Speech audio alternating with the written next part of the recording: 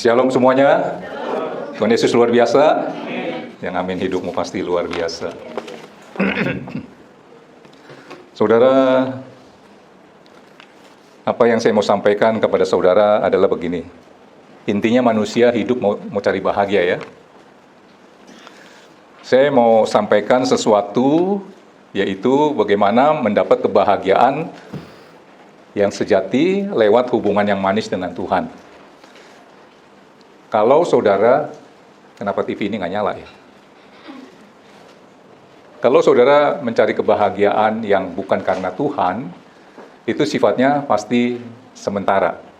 Pasti saudara akan merasa jenuh sampai satu titik ya. Nah, sebentar ya.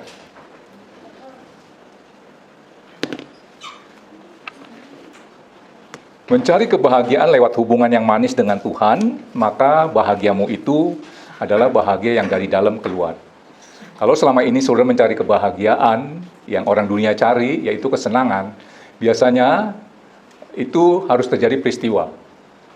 Gaji saudara dinaikkan, saudara dapat pekerjaan yang baru, jabatan saudara dinaikkan, itu saudara bahagia. Tapi sifatnya itu hanya sesaat. Kalau nggak percaya, saudara boleh tes. Tetapi kebahagiaan yang datang dari Tuhan, oleh karena hubungan manis dengan Tuhan, itu disebut sukacita. Itu tidak dari luar masuk ke dalam. Kalau yang tadi di awal, saya katakan senang, dia harus terjadi peristiwa, artinya dari luar masuk ke dalam. Dagangan saudara laku, ada sesuatu kejadian, dia masuk ke dalam, saudara jadi senang. Sedangkan bahagia yang hari ini saya mau bahas adalah bahagia oleh karena hubungan yang manis dengan Tuhan, karena ada Kristus di dalam, itu namanya sukacita. Dia dari dalam meluap keluar. Saudara tangkap ini ya. Tema khotbah saya adalah, kapan kita berhenti mendoakan sesuatu. Saudara selama ini berdoa untuk satu hal, yang sebenarnya harusnya saudara sudah hentikan doamu itu 3 tahun yang lalu. Tetapi saudara doakan terus, muter-muter. Saya selidiki orang yang seperti itu, dia berdoa seperti kaset yang dimasukkan ke dalam satu mesin terus dipencet. Keluarnya itu aja. Sepertinya diulang-ulang. Betul nggak? Sesungguhnya itu saudara lagi berdoa atau lagi mengeluarkan satu kata-kata ya kayak rutinitas. Biar kelihatannya sepertinya saya berdoa. Nah, hari ini saya mau ajarkan kepada saudara adalah kapan kita berhenti mendoakan sesuatu. Temanya memang sedikit agak unik. Harusnya kan, ya berdoa terus dong, tidak putus-putus. Kalau saya temanya katakan, kapan kita berhenti berdoa, mungkin itu aneh. Tapi tema khotbah saya adalah, kapan kita berhenti mendoakan sesuatu. Nangkep ini ya. Nah, saya kalau berdoa, minta Tuhan buat hati saya itu gembira, senang, kegirangan yang datang dari Tuhan. Bukan oleh karena ya hal-hal duniawi ya. Cita-cita pengen punya motor, pengen punya mobil, akhirnya kebeli gitu. Itu kan kesenangan. Percayalah sama saya, untuk hal-hal seperti itu sifatnya pasti sementara. Waduh, kebeli motor, senang nggak? Senang dong. Nggak mungkin saudara yang punya cita-cita kepengen beli motor, terus saudara berkata, biasa-biasa aja tuh waktu saya kebeli motor, pasti dia bahagia. Tangkap ini. Tapi sifatnya sementara. Waduh, bahagia, semangat. Cuci motor mungkin 1 minggu bisa sekali kali ya. Dicuci gitu. Kenapa? Luapan kegembiraan yang datang dari luar, itu sifatnya sesaat. Coba yang pernah punya motor. Saya ngomong begini kenapa? Ya karena pelakunya saya. Waktu saya pertama punya motor itu, waduh nyari di online beli apanya ya, aksesoris apa. Sekarang motor saya mungkin paling kotor, paling jorok kali di komplek rumah saya. Nggak pernah disentuh lagi. Saya ngomong gini, karena pelakunya saya. Saya lagi merefleksikan kejadian yang saya alami, mungkin sulit juga seperti itu. Waktu pertama punya mobil, bagaimana? Dilap melulu nggak? Sekarang mungkin jadi mobil yang paling kotor. Kalau saya, motor yang paling kotor itu motor saya. Nggak pernah disentuh-sentuh. Janji-janji aja, nanti saya bersihin, nanti saya bersihin. Nggak pernah. Padahal saya ucapkan itu udah 1 bulan yang lalu. Kotornya bukan main. Males.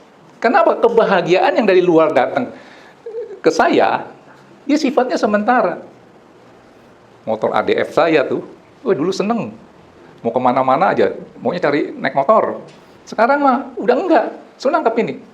Nah, kalau kegembiraan saudara datangnya dari luar masuk ke dalam, sifatnya sementara. Makanya saudara harus begitu bangun tidur, saudara berkata, Tuhan, kalau saudara lagi sedih lah, apalah gitu ya, buat hati saya gembira karena Tuhan. Girangkan hati saya oleh karena Tuhan. Buat saya mengalami sukacita oleh Roh Kudus. Itu aja.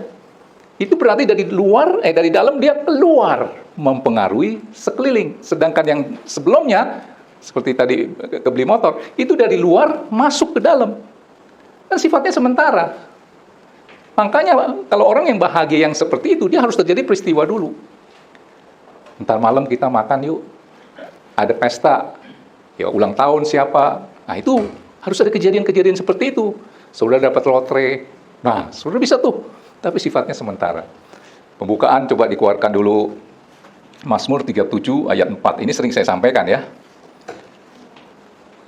Saudara tanpa disadari ketika saudara minta kegembiraan, kesenangan, kegirangan, sukacita yang dari Tuhan, sebenarnya saudara sedang berdoa. Ya. Kenapa? Doa itu kan sebenarnya luapan hati yang tidak perlu saudara ucapkan di mulut. Wah, Tuhan bisa teropong hatimu, kamu maunya apa? Tuhan udah ada catatannya. Sudah baca ini. Dan bergembiralah karena Tuhan, maka Ia akan memberikan kepadamu apa yang diinginkan hatimu di dalam doamu. Bergembira di sini bukan be happy, delight. Delight itu seperti apa ya? Apa ya? Itu bahasa Inggris ya. Delight itu seperti kalau saudara menjalankan satu hobi, terus saudara lakukan hobi itu. Nah, itu delight tuh. Ada kegemaran yang datang dari Tuhan. Dan bergembiralah karena Tuhan, maka Dia akan memberikan apa yang diinginkan hatimu. Udah, mantap deh doamu itu. Tangkap ini ya. Nah, tema khotbah saya adalah kapan kita berhenti mendoakan sesuatu. Kenapa ketika kita berdoa sampai 3 tahun dan hal itu tidak terjadi? Saya mau katakan, mungkin doa kita kurang berkenan di hadapan Tuhan.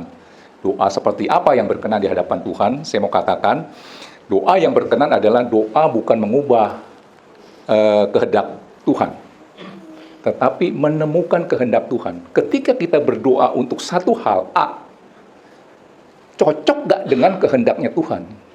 Kalau nggak cocok, makanya ini yang jadi akhirnya lama. Mendingan saudara berhenti untuk berdoa sesuatu yang ketika tidak satu selera dengan Tuhan. Tangkap ini. Saudara mau doanya berkenan adalah doa bukan mengubah kehendak Tuhan, tetapi menemukan kehendak Tuhan. Ketika kita berdoa untuk satu hal, sebutlah A. Kita cari dong tahu kehendak Tuhan. Sebenarnya Tuhan mau nggak ya melakukan A yang menjadi kehendak kita?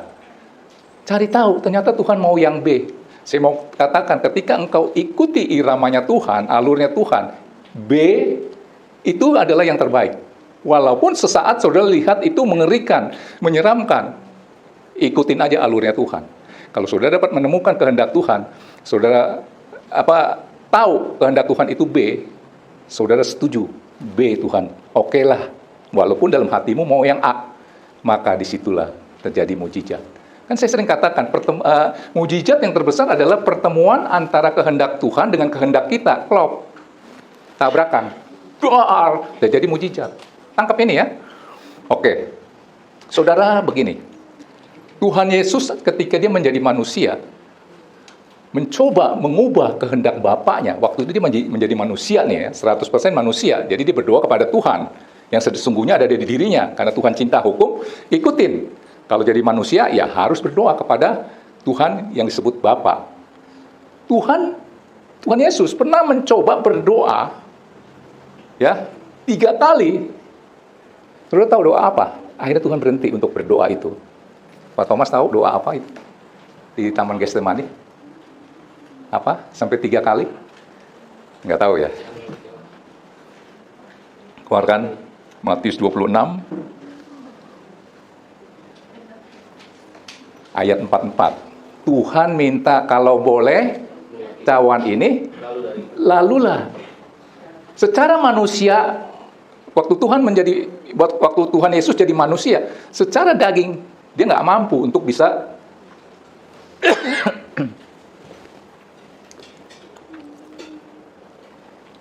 menanggung dosa manusia seluruh dunia. Mencoba berdoa untuk kalau boleh, biar cawan ini berlalu. Sampai berapa kali saudara tahu? 3 kali. Tapi akhirnya setelah ketiga kali, dia udah nggak mendoakan lagi. Nah, saudara harus seperti itu.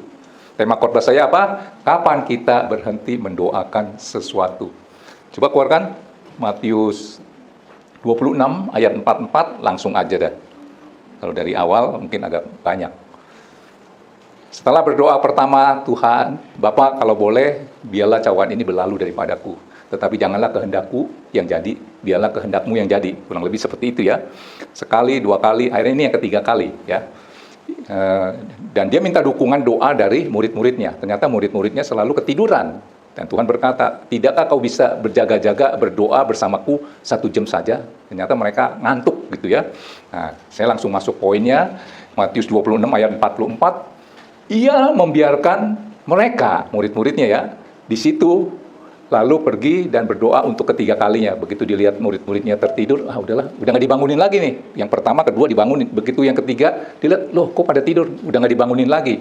Ia membiarkan mereka di situ lalu pergi dan berdoa untuk ketiga kalinya dan mengucapkan doa yang itu juga apa? Kalau boleh, cawan ini berlalu daripadaku, tetapi janganlah kehendakku yang jadi, tetapi kehendakmu yang jadi. Next, part 5-nya.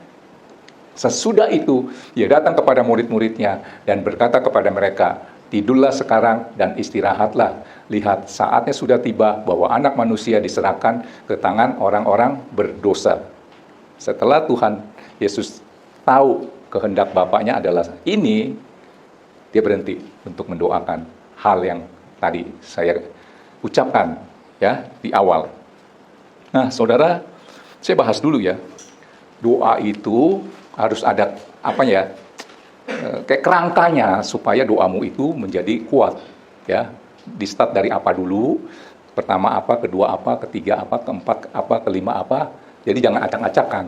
Ini pernah saya sampaikan beberapa bulan yang lalu.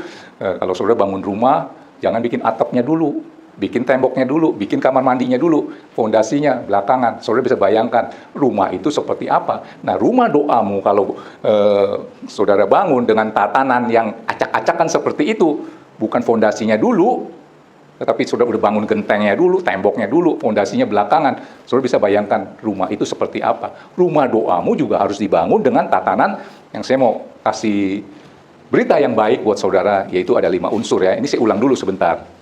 Pertama adalah mengucap syukur. Kedua adalah apa? Masih ingat? Pengakuan. Ya. Ketiga, puji-pujian. Memuji Tuhan lah apa-apa. Keempat, doa syafaat.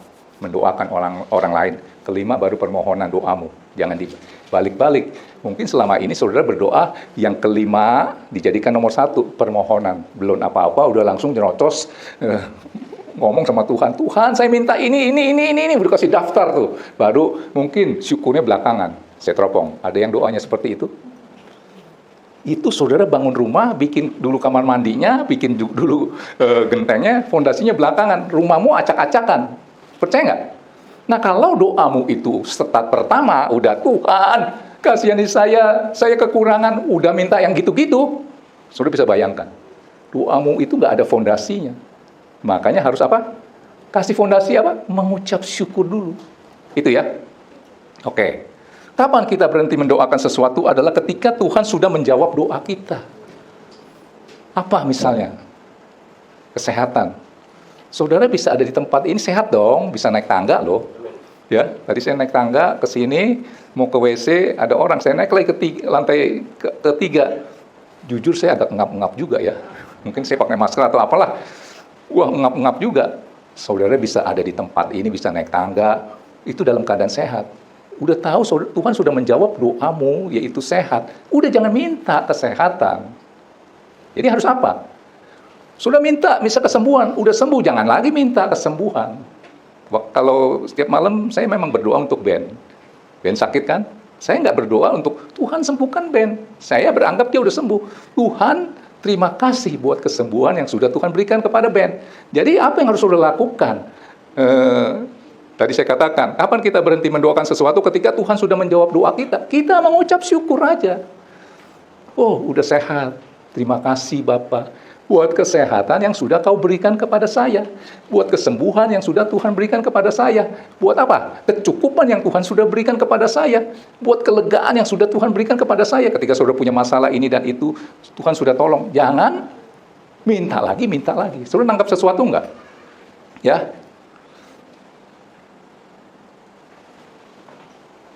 Kalau saudara bisa ada di tempat ini, mengucap syukur. Bisa ada di tempat ini. Jangan berdoa, Tuhan buat saya bisa beribadah di tempat ini. Mengerti? Mengucap syukur. Saya sudah ada di tempat ini. Padahal saudara lagi, mungkin begitu bangun tidur, pengen ke gereja. Jangan berdoa, Tuhan berkati saya supaya saya bisa datang beribadah di tempat ini. Karena Tuhan sudah menjawab doamu. Walaupun saudara belum sampai di sini, saudara mengucap syukur, terima kasih buat kemurahan yang sudah Tuhan berikan kepada saya. Saya bisa beribadah di tempat ini, berjumpa dengan Tuhan. Tangkap ini? Teropong, apa yang sedang saudara doakan, kalau Tuhan sudah menjawab doamu, jangan lagi minta, tetapi dengan mengucap syukur. Ya. Kedua, kapan kita berhenti mendoakan sesuatu? Kedua adalah ketika Tuhan